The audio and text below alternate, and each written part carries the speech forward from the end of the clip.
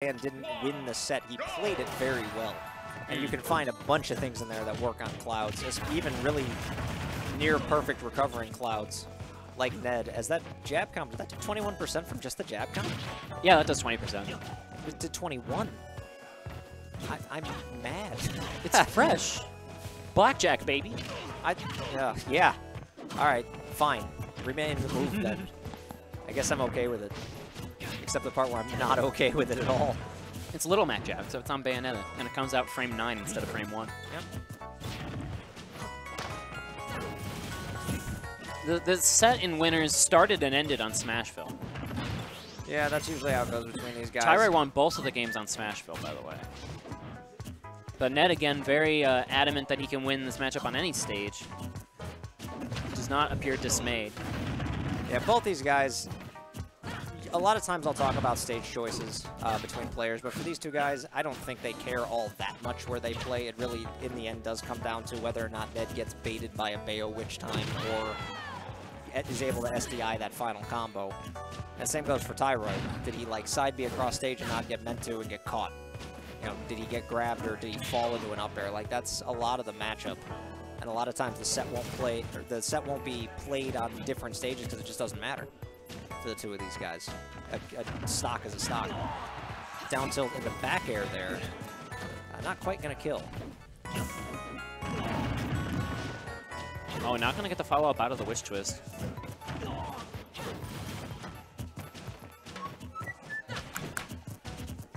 Two minutes have almost passed at this point. Another kind of just slowed down pace of play. Yeah, these guys will do that a lot against each other. That is a consistent thing that will happen. Tyroy just putting on damage, knowing that a forward throw will kill sooner than later. But Ned jumping up with cross slash, something he does very scarcely. But that'll also seal it up. Tyroy instantly returning the favor, and that just pretty much tells you how even these two guys are. Each of them have made a slot on the PGR. Ned was 37th, Tyroy was 40th. They've been going back and forth on the 1-2 for, I think, the last 5 PRs now. Pretty much cemented JJ as the eternal third. They both came into the Chicago scene around the same time, which I think was like late 2015, early 2016. Tyroy was just like some kid who showed up at GGA and beat everyone except JJ one time, and then Ned did the same.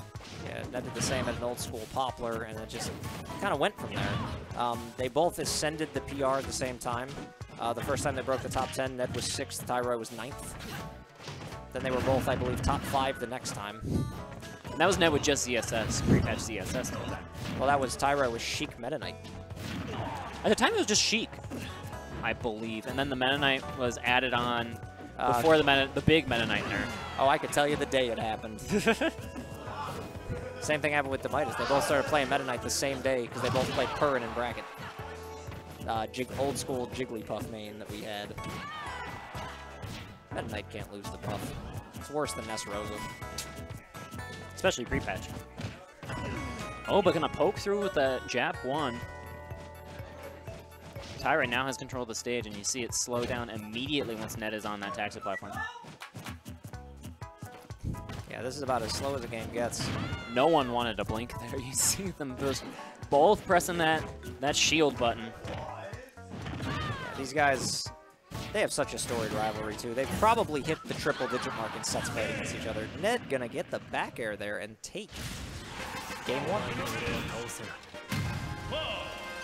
So if they play 2 sets against each other at least every weekly, it takes 50 weeklies, about a year, for them to play like 100 sets. Well, right? they don't always make it. No, they don't always make it. But just I'm trying to simplify it as much as I can. Well, between that and the House of Pains that they used to go 1-2 at constantly, like before they were even in the top 5 or top. Before they were the top 2s. For a long time, Tyroy had like a 14 or 15-0 set count against Ned, and then Ned evened it really quick. Like before this was even a big deal, they had already played a good 40 sets against each other. They play all the time. And you can see it. They keep adapting onto each other. It's really interesting. Makes you wonder how Ned would play against like other Bayos or how Tyroy plays against other Clouds, how much of it mirrors the way they play, and how often that happens in other scenes when you have top guys who play against each other a lot. Oh, that sent him so far, and he's just done. That was really... Not even a spike. Under 30 seconds. That was so smart. Something Tyroy can do more often when Ned is getting a little bit... And he went for it again there. When Ned is recovering, that catches so much space. It's just the absurd base knockback on that strong hit of down air. And it just presents a very strong, like you were saying, just presents a really strong hitbox in just such a vertical area. Caught Ned sleeping. Oh, that spike, though, from Ned. Ned looking to make a quick comeback as hard as he can. He's only taken 9% since that's happened, which is kind of nuts if you think about it. These guys are also crazy momentum-based players as well as being such even players. One momentum swing deserves another. He actually B-reversed that climb hazard slightly the wrong angle. He almost missed the jump. And I think if Tyroy had known that was going to happen, he could have maybe capitalized on the fact that he missed the lip. Oh, it could have been a super punish. Dash attack, not quite. Going to finish off Tyroy's first stock. Second dash attack will, though, and just barely. But here comes Tyroy right back. He's going to get a big tower of power combo, maybe? Okay, not going to continue with the witch twist. But that's 60%. You just call it Tower of Power? Yeah. Never heard that. Look them up. They're a real good band. No, I like the name in general. They have a sweet name. Not the band name, based on the move. It's like 70s jazz funk. Oh my sweet. God, all right.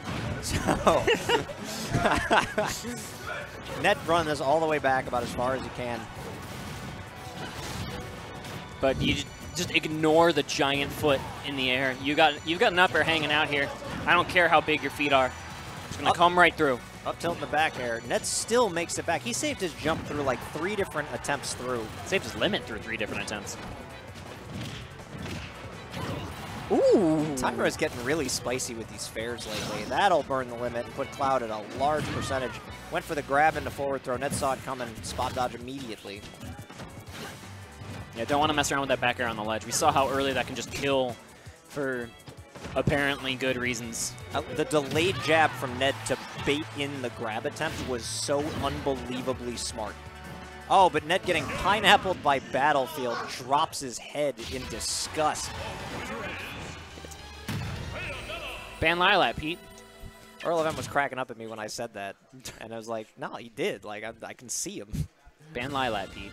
That's all I have to say. Ban Town and City. I agree. Free the Mies. All right, game 3. Speaking of the most garbage stage of all time, almost as bad as Delfino Plaza. Here we go to Town and City. Let's just play the game. Why we got to bring politics into this? Why I got to bring stage politics, me politics? Just let me have my smash. Let me have my smash. Just let me have my 3-2-1-2 me fighter, and I'll let you have whatever else you want. You can bring back Hellberg for all I care. I hate everything about that sentence, but let's get into Town and City. Game trace. Tyroy holding steady at the moment, and okay, I think he thought Ned was going to come back down with the climb hazard, because that does tend to make it safer sometimes. So the witch time was timed in that scenario, but Ned with the no mix-up mix-up.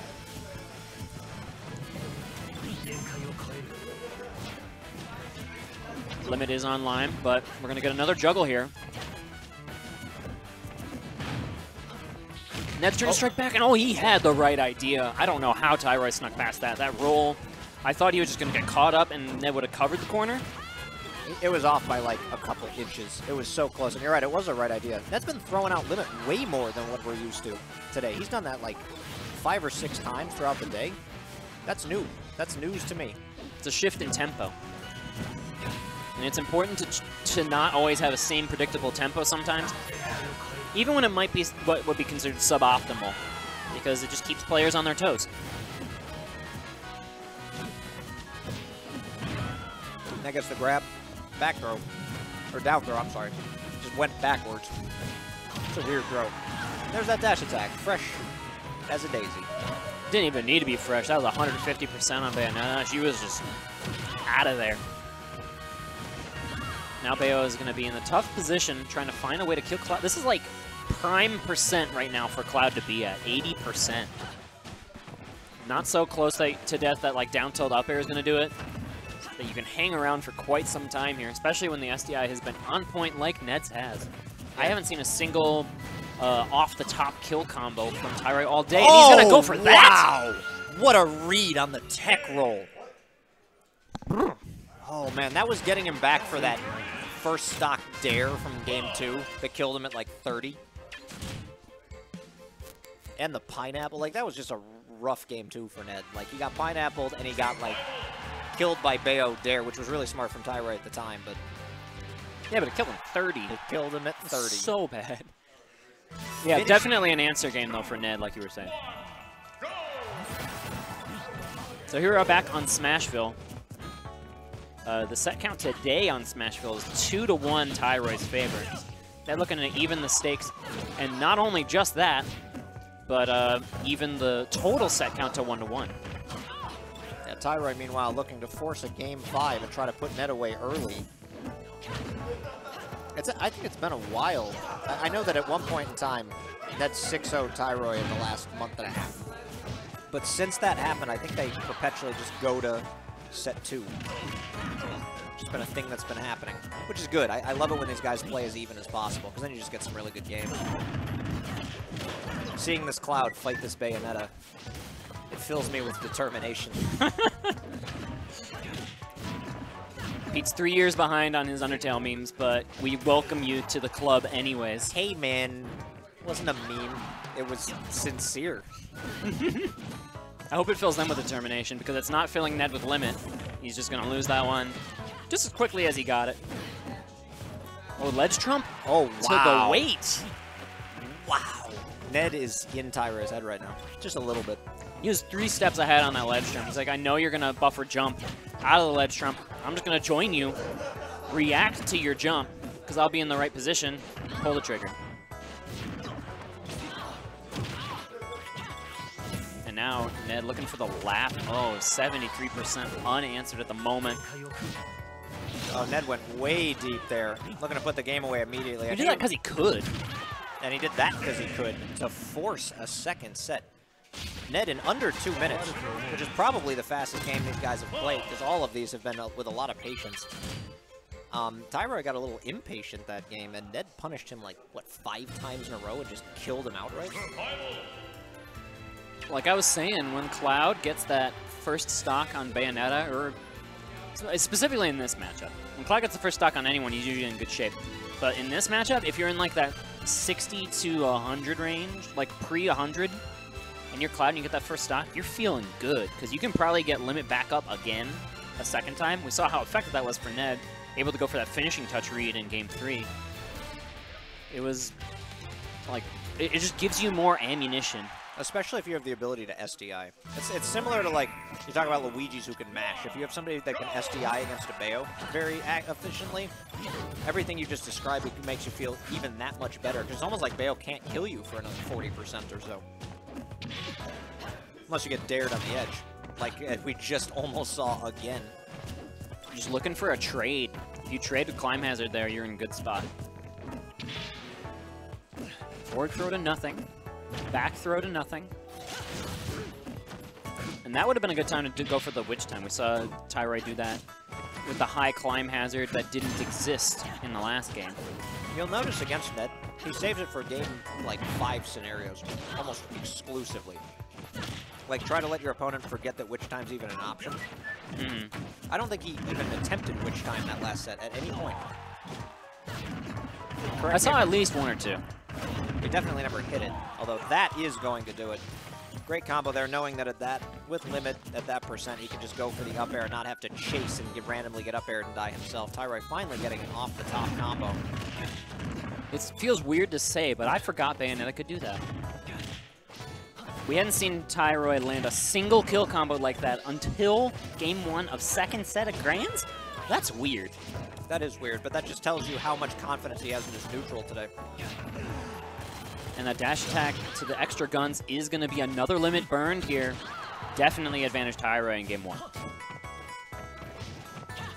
I hate climb hazard when limit is up. I do not, looking for the life of me, looking at the screen, understand how that up B, A, missed magnet handing the ledge, B, hit Bayonetta, who was like roughly where the little foxcat person is standing on the stage. The hitbox that it throws out is so far. I have to teach you all the names of these characters. No, you don't. In fact, please don't. That is Foxcat thing, now and forever. His name's Red. Why is he orange then? With 2 Ds. So orange with 2 E's, got it. Now we're looking for another combo. All right, Pete. All right. That's Constipated Girl on the far right. That's her official Animal Crossing name. Oh, wow. That one I would have guessed. Ned looking real clean here. Get 37% in there quickly with only a couple of moves. Finally starting to turn this around. Tyroy was just not really letting Ned do much for a while. And here's that momentum. So, oh, there's the witch time. We hadn't seen it all day. I forgot Bayonetta could do that. No, I'm just saying it like it's a meme. Yeah, there you go. He was saving it for like the very last situation. Using it to clutch a stock, clutch a game 1 lead. I would laugh, but you tried to teach me Animal Crossing characters. I'm just upset now. All right, so we go to game 2. Tyroy once again taking the 1-0 lead. I believe he's taken game 1 in all 3 sets they've played today. No, he took game 2 in the last one. Did he? Yeah, you're correct. Ned took game 1, game 2 was on Battlefield. You are correct.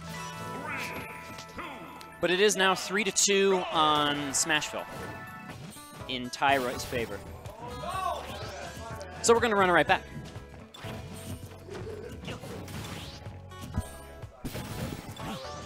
And again, just slow and steady. No need to overextend in these opening salvos.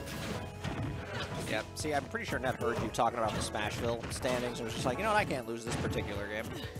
That's not going to happen. All right, we got a big combo off of this Witch Time, and that is an early Witch Time. Again, kind of just talking about the momentum of the thing, like Ned burning limit early to go for some crazy reads or kills. Tyroy changing up his Witch Time timings. Ned doesn't usually expect an early Witch Time from Tyroy, and now he's showing another one. Now we're talking about hard metagame in general when you're playing against somebody, because usually what people will do is they'll try to make their opponents forget about Witch Time and they'll throw it out late and go for the whip. Well, if Tyroy throws it out a bunch at the beginning of this set, then Ned has to respect it the entire set. And he can catch Ned fishing for grabs and go the opposite route, because Tyroy's neutral has been so good. So when you make your opponent respect the Witch Time, they have to play a little bit differently. It's like opposite conditioning, which is really cool if you think about it. And he specifically waited until this set to start throwing them out. And this is going to be another limit burned here. A minor victory for Tyroy, but he's going to get thrown off stage. And Cloud doesn't necessarily need limit to ledge trap, so... Oh! Not an intentional footstool, I don't think. He got docked for a second there.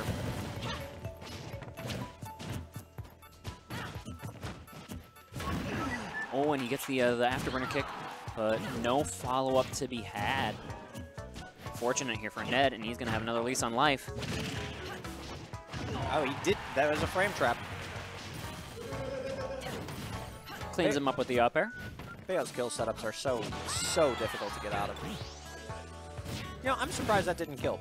It tells you how good Cloud with Rage is, because remember in Winners Finals, Bayo died at like 70 from it. Oh, is he going to get it? Oh, he did get it. Oh, boy. Tyroy just ruthless off of that Witch Time. And that is a 2-0 Tyroy lead after the reset. What a difference Witch Time makes.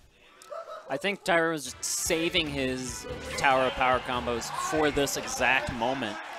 Just kind of letting Ned believe that he was safe. And then they come out of nowhere, and here you go. Tyroy has been known to do that, where like he has that Game 5 last stock, last hit specific combo that he just throws at you. Yeah, and it's always something different. It's a completely different DI read than he's gone for every single time.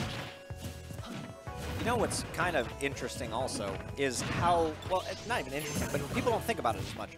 When you play this much Smash for like 6-7 hours straight all day, or you play a bunch of tournament matches, your hands get tired. So if he's not going for ladder combos, or tower power combos, or whatever, just Bayo stuff off the top, it gets harder and harder to SDI the longer the day goes on, because you have to mash so hard to get out of that. Oh yeah, for sure. That applies to SDIing, not just Bayo, but like all SDI.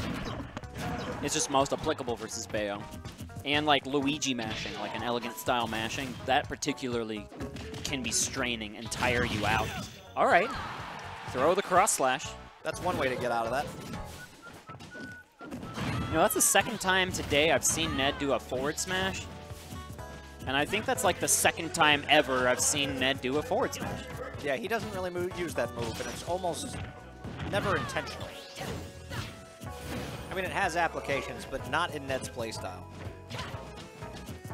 All right, dash attack gonna break the zone. One of Bayo's quickest moves to just close distance on the ground. That won't get you punished to super death like heel slide. All right, these guys very even. Still looking for the first stock. Ooh, Tyroy. Just throwing it right out there. Puts Ned on potentially his last stock. Ned may be a little too hungry for that ledge. And Tyroy, again, the story of that is just breaking the zone, sneaking in, where Ned probably thought he was safe. Is heel slide gonna break the zone again, and it's gonna be a big juggle.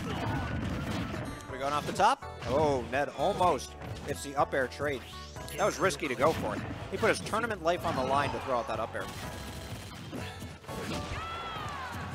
This tournament life is already on the line, though. That's 84%, 87%. And a good knockback off the stage, but Ned will keep the limit, keep chasing. And a little slow on the punish. That might be that endurance of just a long day of Smash.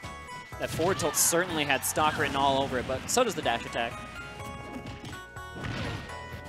Well, Ned needed that stock, obviously, to keep his tournament alive. However, he is not in a great spot even at this point. Bayo's got him at kind of that annoying percentage where you were talking about. You can't always get it confirmed, but down tilt or up tilt would definitely confirm into a couple of kill options here. Yeah, this is not too bad right now for Bayonetta. We're going to go for the neutral air instead of an up air.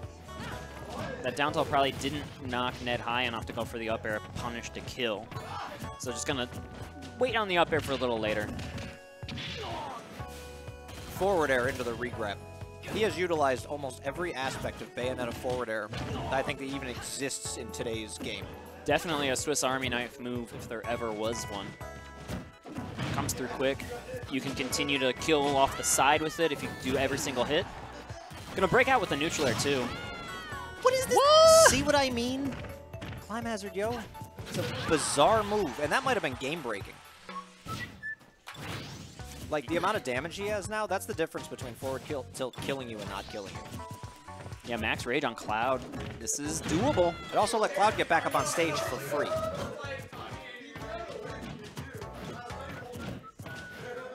That shield not looking too healthy right now here for Tyroy too, but he's gonna break through with the afterburner kick, buy him the stage that he needs, but the sweet spot down air. Ned's gonna live to fight another day. Yeah, Ned's shaking his head too, because I think he knows, as well as everyone at home knows, that that up B climb hazard should not have hit Tyroy through the stage about a fourth of the way through. That was nutty. That was just nutty. But you know what? You know what we say about those? We take those. Indeed. That's like number 6 or 7 on the day of the We Take Those club. So it looks like Battlefield again, I think, was the pick. That's just a thing that we say in Chicago too. In Chicago, we take those. We always take those. Every region says they say that because every region says that. Fun fact. We take those as the universal language. Man, I have the best Falco in Chicago. Things that everyone in Chicago only says. You know, every scene has a different character that they do that with, which is funny enough. I think in, I want to say in, correct me if I'm wrong, you feel free to tweet at me, but I think in Florida it's Roy. Everyone says they have the best Roy. But of course then They have some real good Roy players there. Like Manny has an absolutely crazy Roy. Ryu has oh crazy my Roy. God! That's not going to kill though, because Battlefield is clutch for Tyroy. Yeah, Tyroy needed that right there because he got caught. I love the concept. I miss those finishing touch reads. I'm sure if we had like a year and a half, 2 years of an unnerfed Cloud, I would get really sick of those finishing touch reads. But I really miss them.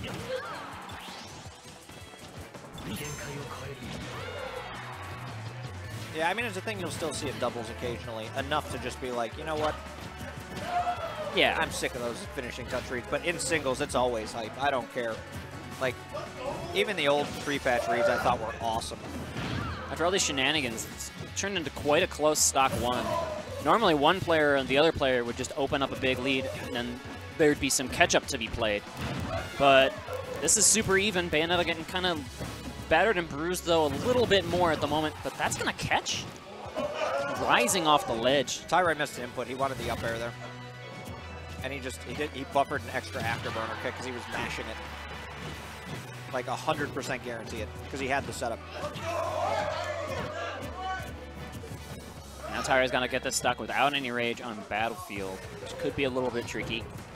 Looking for a witch time to help him get the job done. Ned waiting it out. Does not want to overextend with a big lead. Yeah, Tyroy, looking at his 2-0 lead and his actual stock lead in Game 3, all this is starting to slip away. Suddenly you find himself behind in Game 4, and you don't want to put yourself in a one-game situation with Ned. You just don't want to do that. Yeah, you want to clean it up. You want to clean it up quick. But Ned has other things to say. Just going to go for an up throw, not even go for any chase on the platform, because he knows that could lead to death. All right. Sure. Ned does have a propensity to short hop a little too often. And Tyroy calling him out with it and catching him. Yeah, Ned thought he was safe on that. He thought he could just land on that top platform shield, but the perfect timing from Tyroy cleaning it up. And back to even. But for how long? Ned has no... Okay, he had no limit. Whenever you see Tyroy start faring a Ned with no limit, it looks scary. Some French fries gonna really buy him some time. But here comes Tyroy, maybe looking for the stock ender, but no, not gonna connect.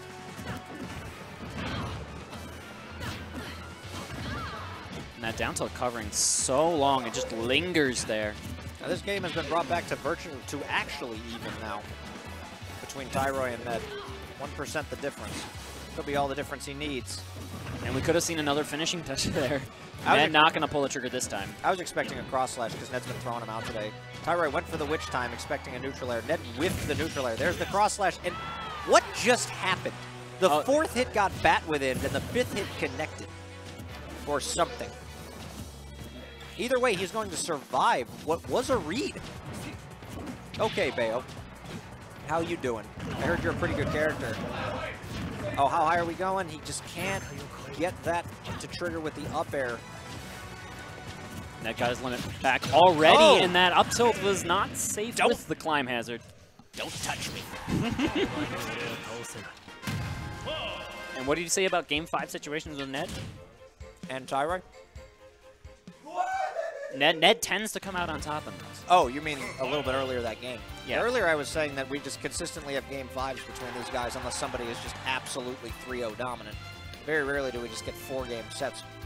The set 1 of Grands was kind of an anomaly, but yeah, you don't want to take Ned to a Game 5 situation. Both these guys do have definitely a clutch gene somewhere built into them, but in this particular matchup, Ned makes Bayo players feel like their very strong character is weak in certain situations, and that's just a bad feeling to have.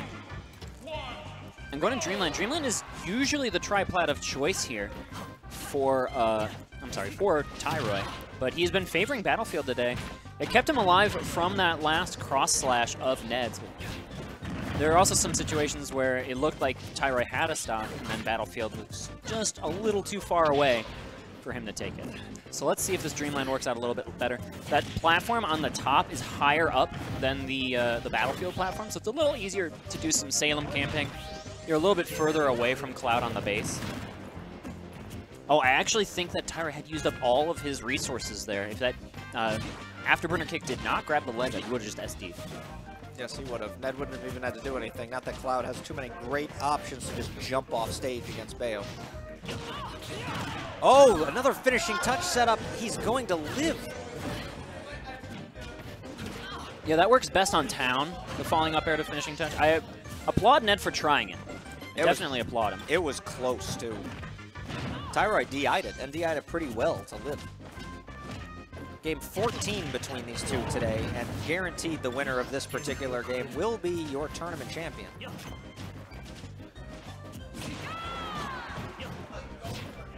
All right, Tyroy gonna re-grab ledge. Ned waiting. That down tilt just lingering again.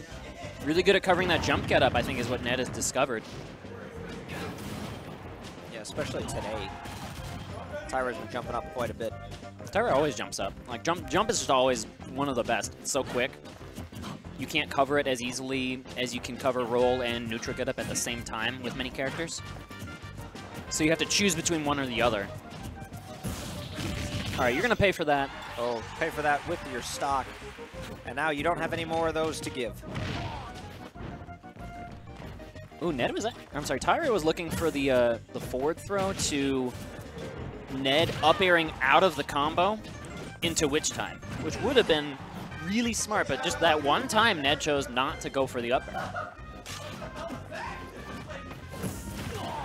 All right, holding that neutral air button, it just lasts so long. Okay, is this gonna be it? Yes. There it goes, and it is one stock, one stock. This is literally a stock of champions. We say that a lot, but whoever takes this stock is literally the champion. Yeah, for this particular day. Two guys, storied rivalry. It's about as close as it gets. Top two players, top two characters in Chicago. Who thought he had the tech chase there was Tyroy. He's going to eat an up air for his trouble. Limit is on deck. I don't think we're going to see a finishing touch with this limit. You never know. You never know. I hold out hope because I think it's awesome. And Ned just, he's getting his little hits in here and there. They're just so fast and it's so damaging. Yeah, Ned's just been within that little, if you made a tent on the platforms, he's just been within it. He's feeling himself. Tyroy doing everything he can. Oh, that was a missed input. As bad as there could have been. Is Tyroy going to fully capitalize? Oh. Every time I see that up air now after the time it killed him earlier, I get scared. But Ned with that little flub letting Tyroy back in this game. Oh, and he caught him with it. He couldn't capitalize with it. It hit him at the very tip. Ned just getting little bits of limit. Ned's just trying to, yeah, he's biding his time. Wants that bar charged all the way. Oh, the dash attack. Tyroy getting impatient. That's going to charge the bar. Now he's going to deal with limit cloud, and he is at a high percent. Oh, another the footstool. Throwing him off the stage. Jumps up again, as Bayos will do. They have a lot of ways out of things. Tyroy just not really a good opening here anywhere. He gets the grab and throws Cloud off stage. Can't get any of the extra damage, can't get the fair to work. Okay, the neutral is fast enough. Ooh, that has to burn limit there. That could be... Oh, but the falling up air is going to do it. Ned's going to take ignition number 117 in game 14 between these two guys against E2C Tyroy, who will finish in second place. Coming up in third, we had Dan, and in fourth place, we had Panda Bear. In the super stacked ignition tonight, we had the top 8 from Chicago all out here. Number 1 on the PR, finishing number 1 in the tournament. Number 2 on the PR, finishing number 2 in the tournament. That was a fun one. That was exciting. There was high-level play, a lot of adaptations back and forth between Tyroy and Ned. Even Dan was getting in on that, showing some of his great talents on stream. It was a lot of fun to watch. Good to be here. Yeah, a lot of great stuff from all these competitors. We saw some interesting characters in top 8. Whenever you see Panda and Dan, you got to remind yourself that, like, oh yeah, Villager's a character. You know, Mario's still very good because Dan is pretty much our top Mario representation easily. So yeah, some good stuff to you guys, and I believe that will do it for us for this evening. Remember, if you're looking for Chicago action watch this weekend, Frosty Frosting is going to be on this very channel. Should be a pretty fun event. There's like a million tournaments going on that you can also check out if you like other FGC stuff, but Smash games, Pokken, some other stuff is going to be on Unrivaled tournaments, so be sure to check that out. Also, I guess Genesis is this weekend. Yeah. Kind of a big deal. Genesis is also happening, and then beyond this weekend, we'll have Frostbite coming up in a couple of weeks. If you haven't registered for Frostbite by now, what are you doing? Log onto your computer right now, sign up immediately, It's going to be lit. Book your hotel, find a hotel, do whatever you got to do, but get there. Yeah, I think you only get like one more day. Tomorrow's the last day to book the hotel because I think you don't get the... I mean, you can book after that, but the cheap rate is not guaranteed, so be sure to get on that. It's going to be one of the best events of this PGR V5 season. It might be one of the best events of the year, as it usually is. Frostbite's one of my personal favorites. So, keep an eye out for those things, and we will see you guys, I believe, same time, same place next week. Yep, take it easy.